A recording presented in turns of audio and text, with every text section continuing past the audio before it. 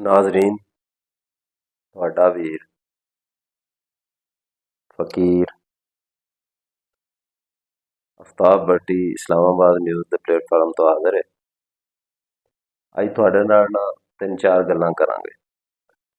ਪਹਿਲੀ ਗੱਲ ਕਿ ਆਰਮੀ ਚੀਫ ਜਿਹੜਾ ਹੈ ਉਹਦਾ ਅੱਜ ਰਸਾਲਪੁਰ ਦੇ ਵਿੱਚ ਉਹਨੇ ਜਿਹੜਾ ਖਿਤਾਬ ਕੀਤਾ ਹੈ ਉਹਦੇ ਤੇ ਦੂਜੀ ਜਿਹੜੀ ਸੋਸ਼ਲ ਮੀਡੀਆ ਤੇ ਹਾਲ ਪਈ ਹੈ ਜੀ ਕਿ ਪਾਕਿਸਤਾਨ ਜਿਹੜਾ ਹੈ ਆਪਣੇ ਫੌਜੀ ਅੱਡੇ ਦੇ ਰਿਹਾ ਤੇ ਇਹ ਕਰ ਰਿਹਾ ਤੇ ਉਹ ਕਰ ਰਿਹਾ ਉਹਦੇ ਤੇ ਤੀਜੀ ਗੱਲ ਇਹ ਹੈ ਕਿ ਪੀਟੀਆਈ ਦੇ ਵਿੱਚ ਕਿੰਨੇ ਕੁ ਧੜੇ ਬਣ ਗਏ ਨੇ, ਕਿੰਨੇ ਕੁ ਗਰੁੱਪ ਬਣ ਗਏ ਨੇ ਉਹਦੇ ਬਾਰੇ। ਤੇ ਚੌਥੀ ਤੇ ਆਖਰੀ ਗੱਲ ਕਿ ਕਿਆ ਪੀਟੀਆਈ ਜਿਹੜੀ ਹੈ ਉਹ ਐਂਟੀ ਸਟੈਬਲਿਸ਼ਮੈਂਟ ਹੈ ਜਾਂ ਉਹ ਪ੍ਰੋ ਸਟੈਬਲਿਸ਼ਮੈਂਟ ਹੈ, ਯਾਨੀ ਕਿ ਉਹ ਫੌਜ ਦੇ ਸਿਆਸੀ ਕਿਰਦਾਰ ਜਿਹੜਾ ਹੈ ਉਹਦੇ ਹੱਕ ਵਿੱਚ ਹੈ ਜਾਂ ਉਹਦੇ ਮੁਖਾਲਫ ਹੈ। ਤੇ ਸਭ ਤੋਂ ਪਹਿਲੇ ਸ਼ੁਰੂ ਕਰਨੇ ਆ ਅਸੀਂ ਆਰਮੀ ਚੀਫ ਸਾਹਿਬ ਦੇ ਉਸ ਖਿਤਾਬ ਤੋਂ ਜਿਹੜਾ ਅੱਜ ਉਹਨਾਂ ਨੇ ਕੀਤਾ ਹੈ ਰਸਾਲਪੁਰ ਦੇ ਵਿੱਚ ਪਾਸਿੰਗ ਆਊਟ ਤੇ ਉਹਨਾਂ ਕਿਹਾ ਜੀ ਗੱਜ ਵੱਜ ਕੇ ਕਿਹਾ ਹੈ, ਖੜਕ ਕੇ ਕਿਹਾ ਹੈ, ਦੋ ਟੋਕ ਲਫ਼ਜ਼ਾਂ ਦੇ ਵਿੱਚ ਉਹਨਾਂ ਨੇ ਗੱਲ ਕੀਤੀ ਹੈ ਕਿ ਜੀ ਅਸੀਂ ਆਪਣੀ ਜਿਹੜੀ ਸਾਡੀ ਆਇਨੀ ਹਦੂਦ ਹੈ ਜਾਂ ਜਿਹੜਾ ਸਾਡਾ ਆਇਨੀ ਦਾਇਰਾ ਹੈ ਅਸੀਂ ਉਸ ਨੂੰ ਬੜੀ ਅੱਛੀ ਤਰ੍ਹਾਂ ਜਾਣਦੇ ਹਾਂ ਔਰ ਉਮੀਦ ਕਰਨਾ ਵਾ ਮੈਂ ਕਿ ਦੂਸਰੇ ਲੋਕ ਜਿਹੜੇ ਨੇ ਉਹ ਵੀ ਆਇਨ ਦੀ ਪਾਸਦਾਰੀ ਜਿਹੜੀ ਹੈ ਉਹ ਕਰਨਗੇ। ਤੇ ਬਾਕੀ ਉਹਨਾਂ ਨੇ ਕਿਹਾ ਜੀ ਕਿ ਆਇਨ ਦੇ ਵਿੱਚ ਇਹ ਮੌਜੂਦ ਹੈ ਕਿ ਇਜ਼ਹਾਰੇ ਰਾਏ ਜਿਹੜਾ ਹੈ ਆਜ਼ਾਦੀ ਇਜ਼ਹਾਰੇ ਰਾਏ ਜਿਹੜੀ ਹੈ ਉਹਦਾ ਵੀ ਇੱਕ ਦਾਇਰਾ ਉਹਦੇ ਵਿੱਚ ਹੈ। ਤੇ ਬਾਕੀ ਉਹਨਾਂ ਨੇ ਕਿਹਾ ਕਿ ਹੱਕ ਔਰ ਤਾਕਤ, ਹੱਕ ਜਿਹੜਾ ਹੈ ਉਹ ਤਾਕਤਵਰ ਹੈ ਔਰ ਬਾਤਲ ਜਿਹੜਾ ਹੈ ਉਹ ਤਾਕਤਵਰ ਨਹੀਂ ਹੈ। ਕਦੇ ਵੀ ਬਾਤਲ ਜਿਹੜਾ ਉਹ ਤਾਕਤਵਰ ਨਹੀਂ ਹੋ ਸਕਦਾ, ਹੱਕ ਹੀ ਤਾਕਤਵਰ ਹੁੰਦਾ ਹੈ।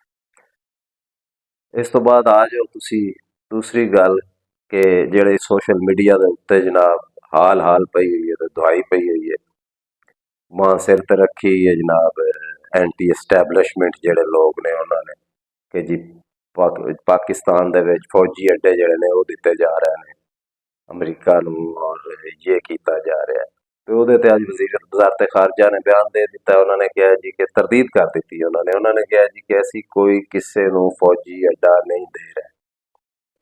ਇਹ ਮੁੱਕੀ ਗੱਲ। ਤੇ ਤੀਜੀ ਗੱਲ ਆ ਜਾਂਦੀ ਹੈ ਕਿ ਜਿਹੜੀ ਆਪਣਾ ਪੀਟੀਆਈ ਹੈ, ਪੀਟੀਆਈ ਦੇ ਵਿੱਚ ਕਾਫੀ ਸਾਰੇ ਧੜੇ ਬਣ ਗਏ ਨੇ।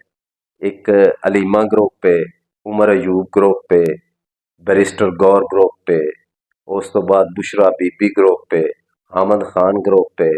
ਇਸ ਤੋਂ ਇਲਾਵਾ ਕੱਲੇ ਬੰਦੇ ਦਾ ਵੀ ਗਰੁੱਪ ਹੈ ਜਿਵੇਂ ਸ਼ੇਰ ਅਫਜ਼ਲ ਮਰਵਤ ਇੱਕ ਆਪ ਗਰੁੱਪ ਹੈ, ਇਸੇ ਤਰ੍ਹਾਂ ਸ਼ੁਏਬ ਸ਼ਹੀਨ ਇੱਕ ਆਪ ਗਰੁੱਪ ਹੈ।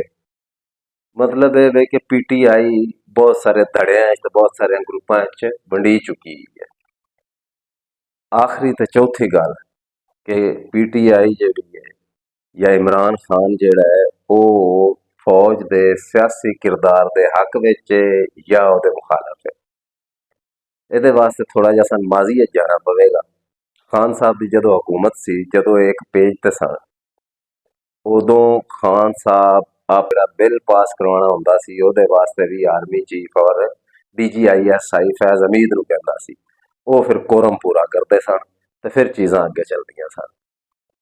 ਤੇ ਉਸ ਤੋਂ ਬਾਅਦ ਜਨਾਬ ਫਿਰ ਇੱਕ ਆਇਨੀ ਤਰੀਕੇ ਦੇ ਨਾਲ ਅਦਮੇ ਇਤਮਾਦ ਜਿਹੜਾ ਹੈ ਉਹ ਇਮਰਾਨ ਖਾਨ ਨੂੰ ਹਟਾਇਆ ਗਿਆ ਤੇ ਉਸ ਤੋਂ ਬਾਅਦ ਇਮਰਾਨ ਖਾਨ ਜਨਾਬ ਸੜਕਾਂ ਤੇ ਆ ਗਿਆ ਔਰ ਬਾਂਹ ਸਿਰ ਤੇ ਰੱਖ ਲਈ ਔਰ ਹਾਲ ਦੁਆਈ ਔਰ ਪਤਾ ਨਹੀਂ ਅਜੀਬੋ ਗਰੀਬ। ਔਰ ਫਿਰ ਜਨਾਬ ਇਹਨੇ ਮੀਰ ਜਾਫਰ, ਮੀਰ ਸਾਦਕ ਦੇ ਜਿਹੜੇ ਅਲਕਾਬਾਤ ਨੇ ਉਹ ਵੀ ਦਿੱਤੇ। ਫਿਰ ਉਸੇ ਫੌਜ ਨੂੰ ਉਸ ਵਕਤ ਦੇ ਆਰਮੀ ਚੀਫ ਨੂੰ ਇਹਨੇ मीर जाफर और मीर सादक लिखा, हकीकी आज़ादी गुलामी की ज़िंदगी से मौत बेहतर है और ये और वो, हम कोई गुलाम है।